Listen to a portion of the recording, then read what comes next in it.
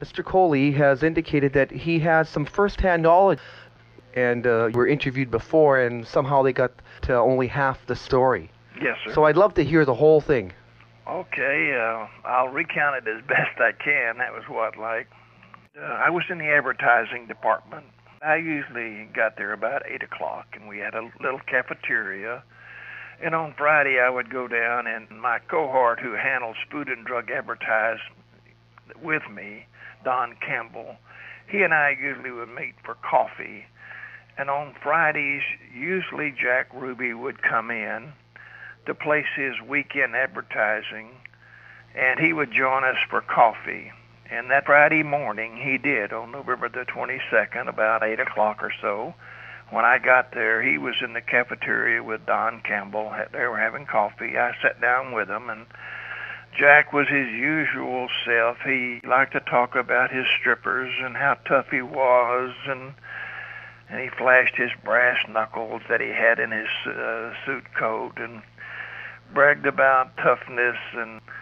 But he usually came in and he placed his weekend advertising on Friday with our department for his strip joint there, along with another nightclub he owned, and he always paid in cash, and he kept the money rolled up in his pocket, and he always bragged about the money he had and about the gun he carried under the front seat of his car. But that was a normal morning, and then I left the coffee shop, I guess, and came on in to my office, and left my office about 9 o'clock to go out and make my advertising calls.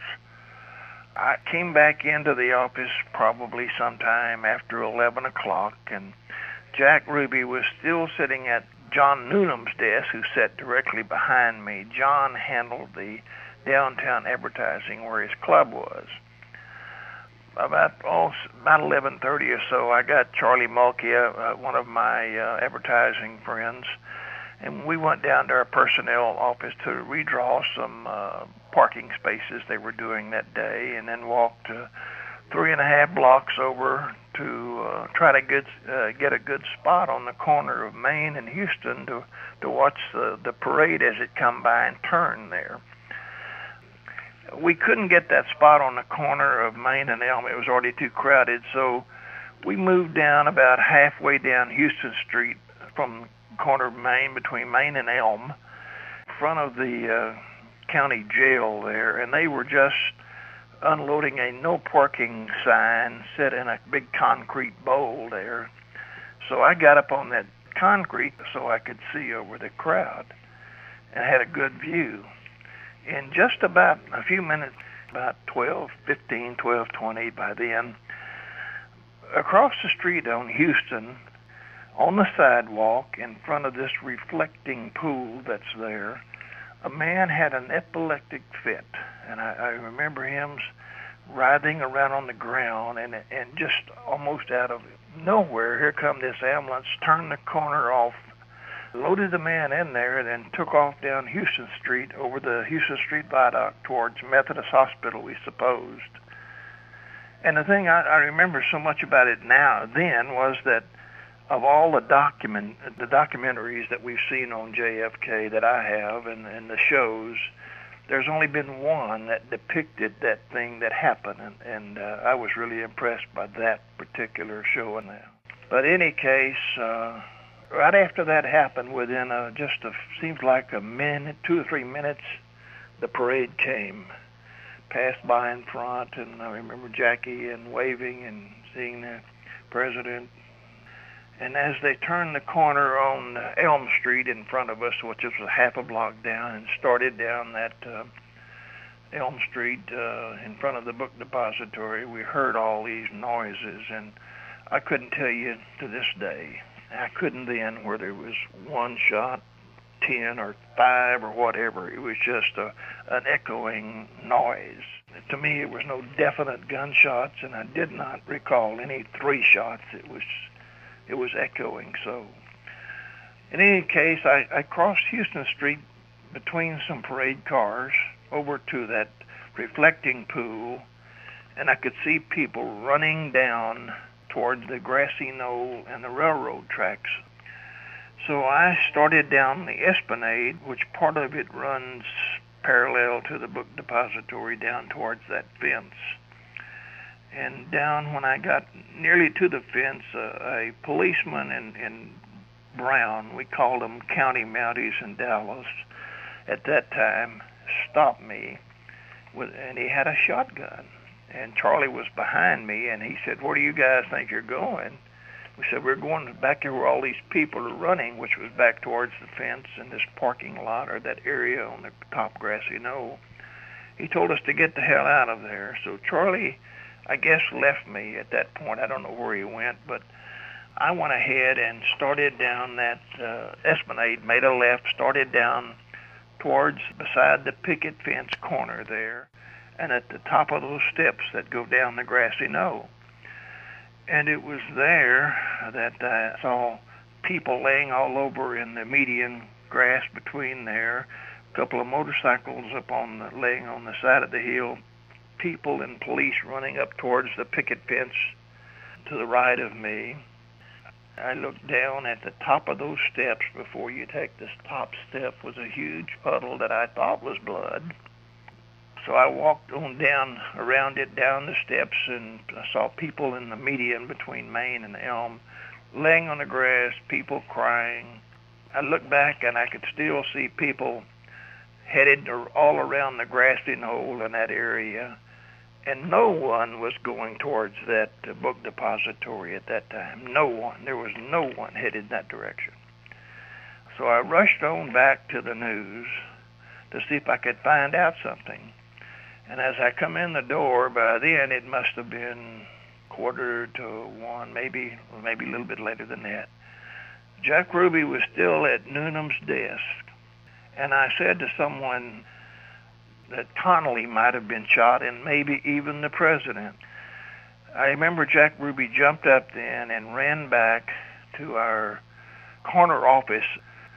Dick Jeffries at that time was our promotion director. He ran into his secretary's desk there. He could look out the window directly down at that assassination site. And I remember him on the phone crying and talking. Well, about that time I saw Jim Hood, who was our ad department photographer.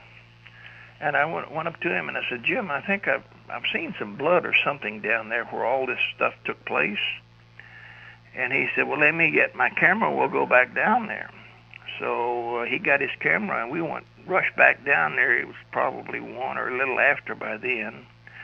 And everyone was gathered up around the book depository then. We came up to this blood area, which now was all crinkly, like it coagulated a little. And he put his little pinky on his right hand into that, and he stuck his tongue to it, and he said, "Well, that's blood." And he made a photo with his reflex camera. And we came on back to the news. And of course, we heard then that the president had been shot and all this. So it was Sunday, I guess, when I was home then, watching television as they were getting ready to transfer Oswald from the city jail to the county jail. And when Jack Ruby stepped forward with that hat on he had in that dark suit, I recognized it instantly as he shot him. Well, I come into the office Monday morning, and Hugh Ainsworth, who was a news reporter, was there talking to Don. And Don turned around and said, "Coley there was at breakfast with me." And me and Jack, and we all sat there and talked that morning. And I said, "Let's go back over, Jim, this morning and look at that blood." We went back over, and there was no stain to be found anywhere. It was like someone had cleaned it off very thoroughly. And then I got busy in all my daily work that I had. Nothing else happened till Tuesday a.m. the next morning when I came in, and someone told me that Hugh Ainsworth in our Bulldog edition, which is printed about, back then about 9 o'clock. They were printed for newsstand sales and downtown honor box sales. there was a story written by Hugh that said Coley at the news, and had visited with Jack Ruby that morning. Someone then showed me that edition. I looked at it, and I said, wow.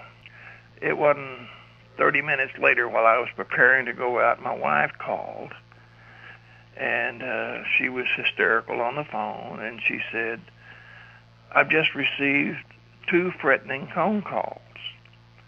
They both have said, if you don't shut your mouth, they're going to kill me and our 2 kids, a boy and a girl I had at that time. And I said, what are you talking about? She said, that's what they said. I said, it's some quack. I don't know anything. I haven't said anything.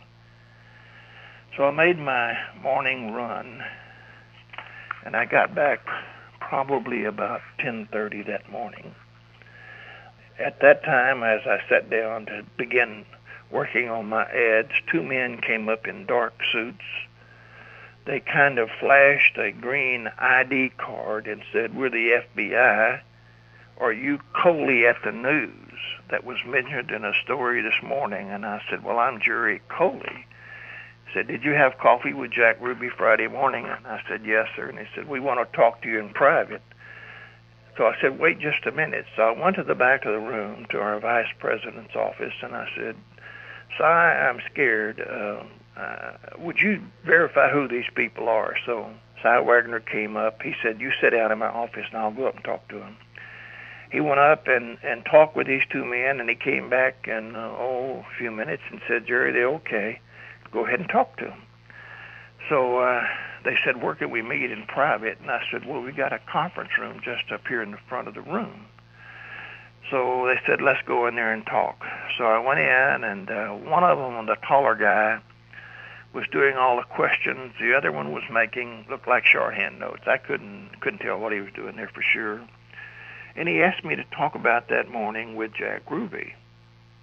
And I did, and about when I was down at the parade area, and then I said, I want to ask you a question. And the guy taking notes said, well, wait a minute, we're not here to answer questions. We're here to ask in a rough kind of way.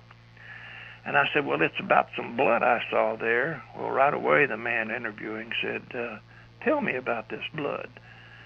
So I told him what I'd seen, and that one of our advertising photographers had made a picture of it. And he said, is he here now? And I said, yes. He sits just outside the door here. He said, go get him, get his camera, his negative, and any positives that he's got, and you come back in here. So I went up to Jim's desk, and I said, Jim, can you please come in here with me and bring your camera and your negative? Did you print that piece out? He said, I just printed out that photo this morning. He said, I don't have right way in that photographic lab. The newsroom has first priority with all that's been going on. I haven't been able to print that picture. He said, but I just did this morning. And I said, well, get it and come in here. So he brought the camera, the negative, and the positive was in a brown envelope. The FBI man, we went in, and he introduced himself, and they had us sit down.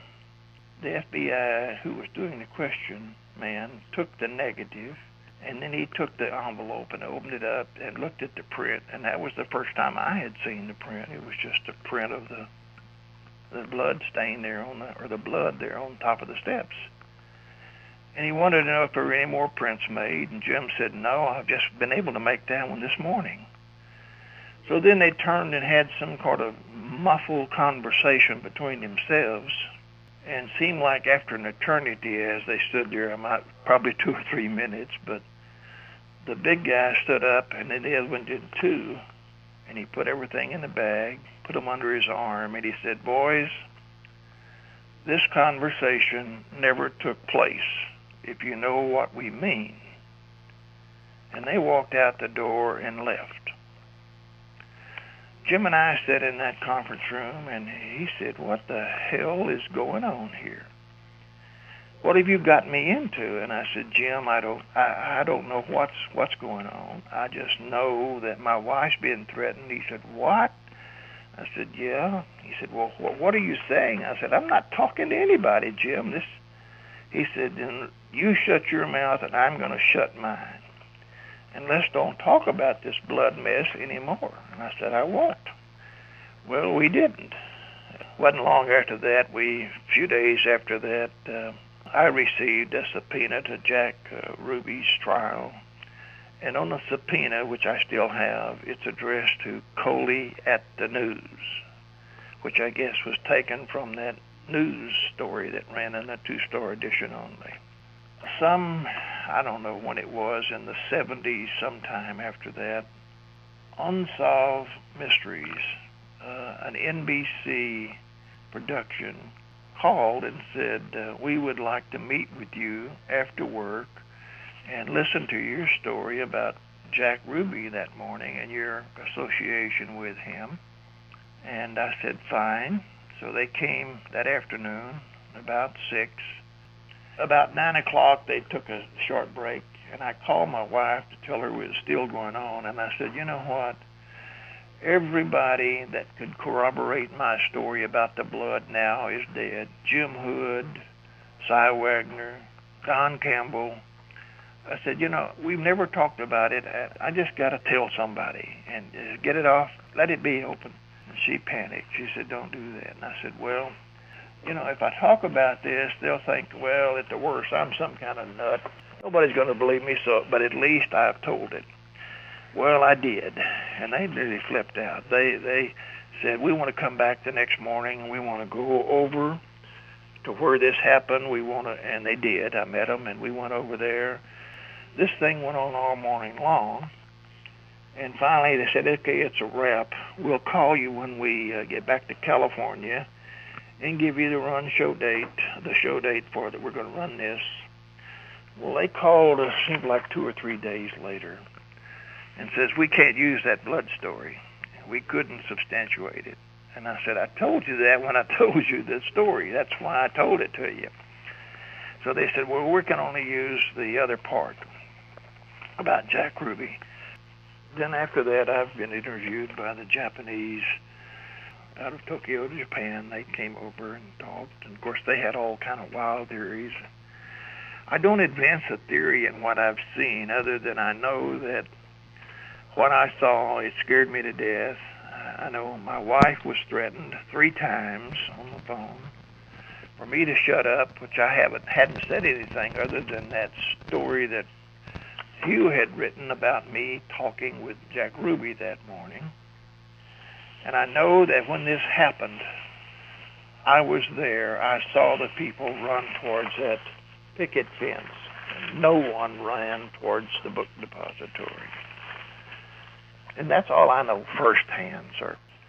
Now let me just go over, I just have a couple of questions then. Okay. I'm not sure if I was not interpreting, so I just want to ask you, where exactly would you say the blood was? You said on steps, right? On the steps, there is an esplanade-looking thing. It comes down the hill, right, to Elm Street, and there's steps. It starts almost close to that corner of the picket fence there, just to the right of it. These steps come down to the sidewalk. Well, let me ask you this: did you have the feeling that that had something to do with the assassination? That might have been. Well, my personal theory is it had to have something to do. Someone was hit there. And if it was close enough to the street, that's why you felt it was important that we better make a note of this, or is this up by the fence? Is kind of up the hill there, right? Right. It's up that grassy knoll that leads down to the Elm Street kind of makes a semi-S coming down around that curve, and it's up there. Secondly, you felt threatened by these FBI, that when they said this interview never happened, they took the picture, they took everything, and that was the end of that? Yes, sir. Like Jim and I still remember Jim saying, my God, if we can't be truthful to the FBI, what's going on? How big is this? What's happening? And he said, I don't know you, but I'm shutting my mouth, and I think you better too, since you're one getting all the threatening calls. And we both said we're not going to talk about it, and we didn't for about 13 years before I talked about it. It was after Don and, as I said, the three people involved who could corroborate my story that morning died, that I said, I'm going to talk about it. Let me get if I have the people that you mentioned straight. Hugh Ainsworth? Hugh Ainsworth, he's one that I don't quite understand either, because I read someone told me that Hugh Ainsworth at a speaking somewhere or something, or maybe he's written it, I don't know, said, oh yeah, I saw that up there. It was a soda pop. And I thought, wow, I had a man and a photographer who tasted that. It was blood, but anyway, so he can say what he wants. It doesn't matter. Hugh was the one who wrote? He wrote the story about me talking to Ruby. I guess that got me in all this trouble.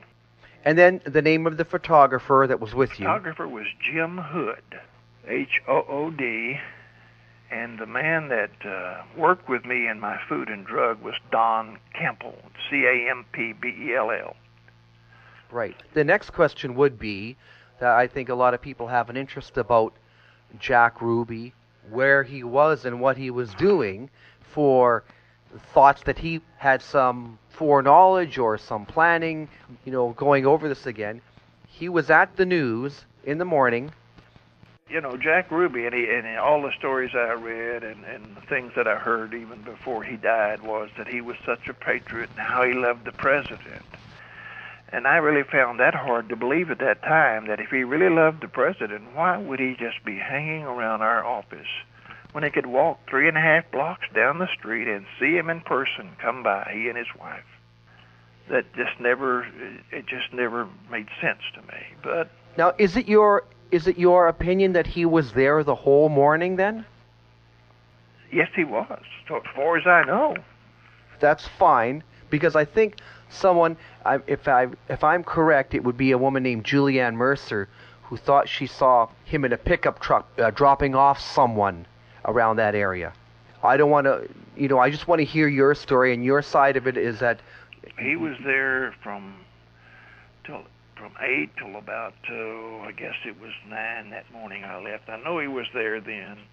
He was there at 9 when I left to go on my advertising calls. When I came back around 11 o'clock or so, he was still there sitting at John Newnham's desk. He usually came in on Friday, but he normally was never there more than about an hour.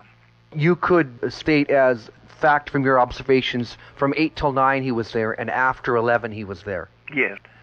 He was there when I came back from the assassination site. It wasn't until the news was all flashing there that he got up. Yes, he went to there's a TV over in that corner. And he was sitting at that desk. He had called someone. The news was coming out at that time that the president had been shot. And I remember him crying on the phone. And Jim Hood and I then left the second floor office to go back over there. So the news was being flashed then that Kennedy had been shot, not only Governor Connolly. For sure he would have heard that news? Is that what you're telling me then? I really believe that. I believe by then he probably had heard the news that the president had been shot. I don't know at that time they were saying he was dead, but I believe that. No. And from your opinion, he was in shock, you're saying, to the point of being upset. Well, he was upset. Tears. I don't know if it was shock or not. You were saying that was the last time you saw him? There that day, yes, that day. I saw him. Then next time I saw him was on television as he was shooting Oswald. When did that story come out? Was it Monday that you had... The story came out Tuesday morning, because Monday morning was when Hugh was talking to Don, and Don said, well, hey, Jerry was there with me.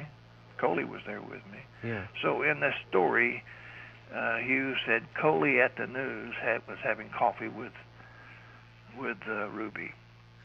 And this newspaper run, though, was a short one. You mentioned it was maybe only 1,500 copies, so it would be somewhat rare to find. Yes, they're very hard. In fact, we have tried several times since then to find and could not. They only save a certain amount of few papers back then. Right. But someone may find it. Someone may find and have a That's copy. true. Right. Well, I guess to sum up then, you said this is just your recollections, and you don't Yes. you can't really draw any conclusions further to who did what, except for just this is what you know. Yes, sir. Is there anything else then that No,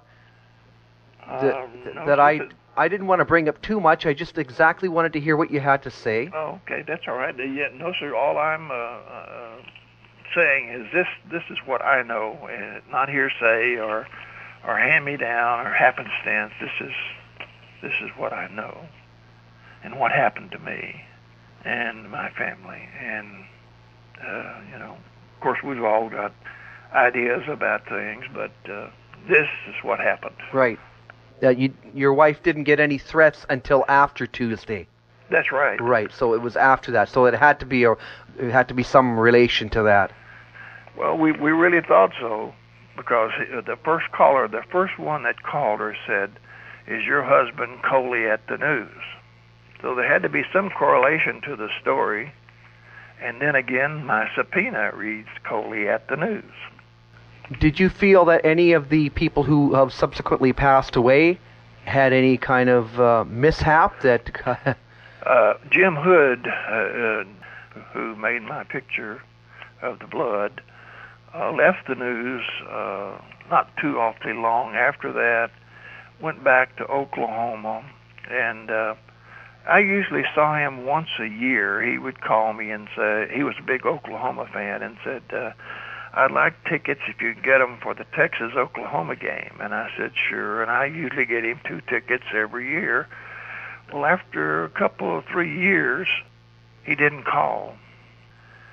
And we began to wonder about him, and so finally we tracked down his wife and found that he had died strangely in a plane crash. He was a pilot in a little small plane.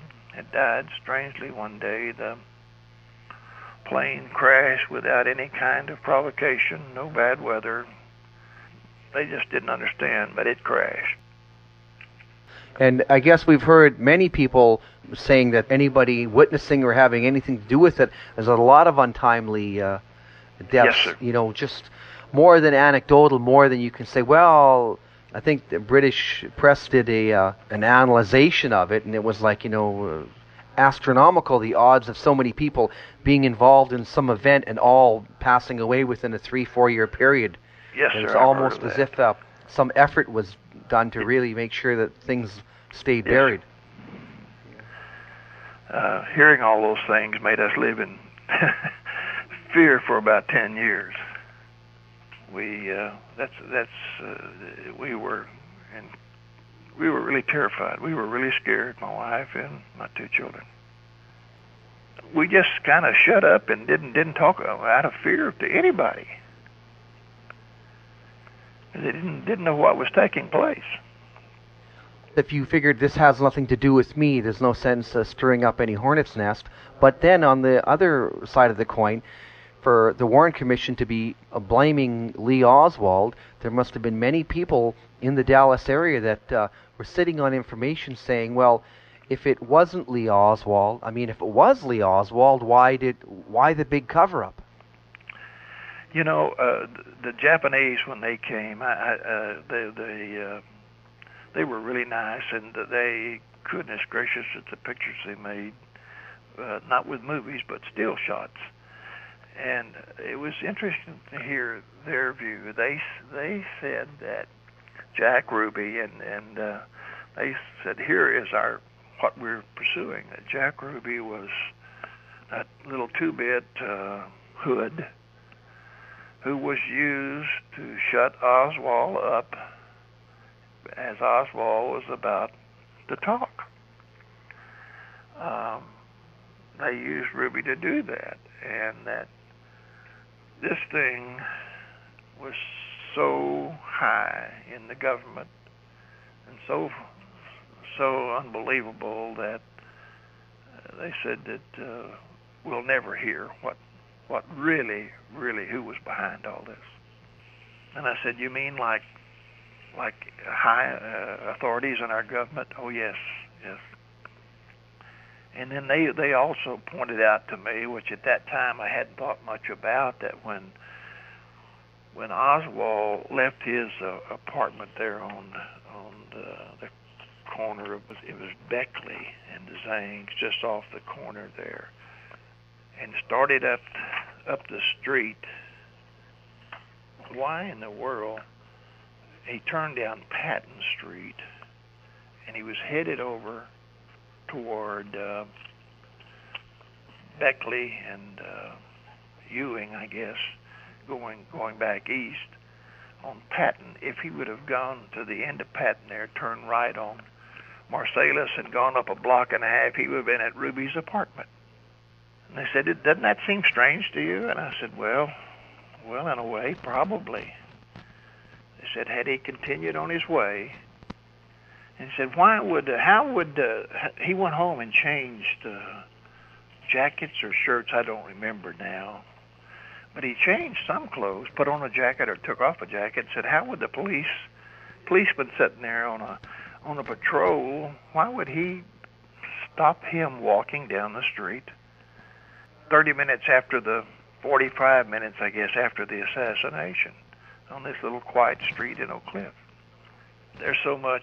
Yeah, and I guess the only complaint that people would have is that any arm of the government that was supposed to investigate this really failed. The FBI, even the Secret Service is held to blame in some areas, and Justice Department, and there should have been a trial. I think it's fundamentally illegal for the state of Texas not to have a trial, a murder trial.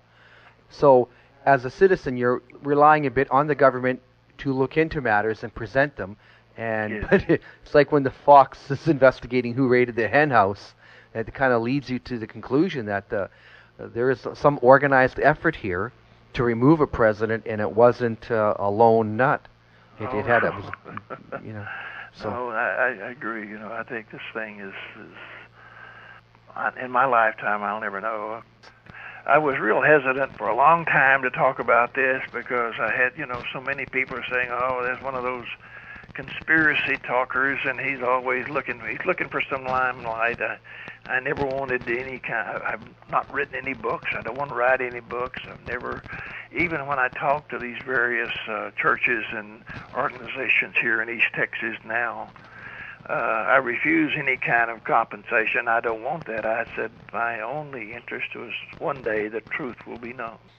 Because every agency, it seems, is fighting this, and every year some other big publishing firm is publishing another book, just how Lee Oswald did it after all, or they have new videos, or I think that when people are coming up with the conclusion that there was a big government orchestration of this, and it doesn't have to be sponsored by the government. It's not that it's J. Edgar Hoover, or it's not it's the CIA, but it happens to be elements of all of them. That at this point in time, Kennedy had so many enemies that when one group went to act out, everyone else in big power was only too happy to accommodate this. So Lyndon Johnson has a lot of suspicion about him, but the first question when he phoned J. Edgar Hoover was, were they shooting at me too? He didn't say he said they, and he was a little worried, like, were they shooting at me too?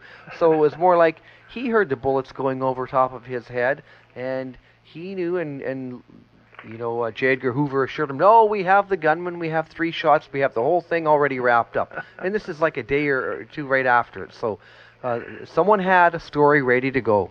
Yes, that's like the Warren Commission. That was a quick whitewash of everything, and they certainly didn't talk to a lot of people they should have talked to, and it was just a quick way to get the country, I guess, back on track and whitewash this whole thing, get it over with. Well, I appreciate the chance talking with you, and thank you much.